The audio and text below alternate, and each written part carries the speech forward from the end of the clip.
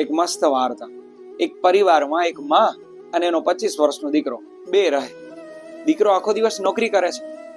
માં એની ખૂબ સારી રીતે સાર સંભાળ રાખે છે.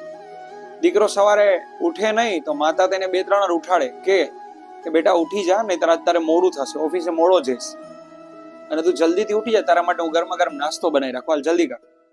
ભાઈ આવું કરે.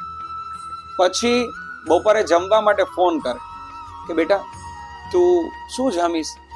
દીકરો કે ના, મારે નથી જમવું. તો માતા પ્રશ્ન પૂછે કે કેમ, કાંઈ થયું છે? ઓફિસમાં કોઈ સાથે ઝઘડો થયો? કાંઈ તને વાંધો છે? મજા નથી? આવું પૂછે. એ જ દીકરો પછી બપોર પછી કોઈ કારણોસર ઉદાસ હોય તો માતા પૂછે કે તને શું થયું? કાંઈ થયું છે? તારું મોઢું પડી ગયું છે?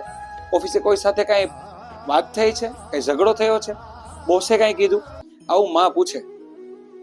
રાત્રે દીકરો 10 વાગે છતાંય ઘરમાં ન આવે, માતા ફોન કરે, દીકરો હજી ક્યાં છો? હજી કેમ નથી આવ્યો? 10 વાગી હાલ તો જલ્દી ઘરે આવી જતો, બહુ મોડે સુધી ન રખડ, નહીતર ઓફિસે કાલે મોડું થશે.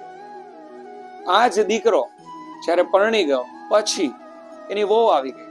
હવે એ વહુ દરરોજ એને સવારે ઉઠાડીને કે ઉઠી જાઓ અને ચા જાતે બનીને પી લેજો, મને જો ઊંઘ આવે છે. હવે હું કાંઈ તમારા માટે નવરી નથી, ત્યાં મને ખૂબ ઊંઘ આવે છે.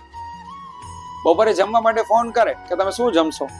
જો એનો પતિ ના પાડે કે ના મારે કઈ જમવું નથી, મારો મૂડ નથી આજે, તો બીજી વાર એને પૂછે પણ નહીં શું કામ નહીં, કાંઈ વાંધો નહીં બનાવો. બપોર પછી કદાચ કોઈ કારણોસર ઉદાસ હોય તો એકવાર એ ન પૂછે કે શું થયું, સ્વભાવ જ પહેલેથી એનો આવો.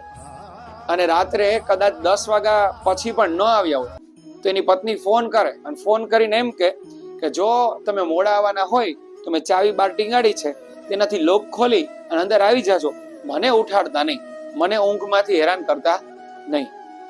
આટલો ફેર છે માં અને પત્નીમાં. માં ગમે એટલા વર્ષો થાય ને તોય પોતાના દીકરાની સાર સંભાળ એવી ને એવી રાખે, પણ પછી એવી સાર સંભાળ રહેતી નથી. ગમે એમ તોય માં તો માં કહેવાય. આ ઘટના ખાલી આપણને એ જ કે માં જેવી સાર સંભાળ કોઈ નહીં રાખી શકે. જો વાત સાચી લાગતી હોય તો લાઈક કરો, શેર કરો, સબસ્ક્રાઇબ કરો. Thank you.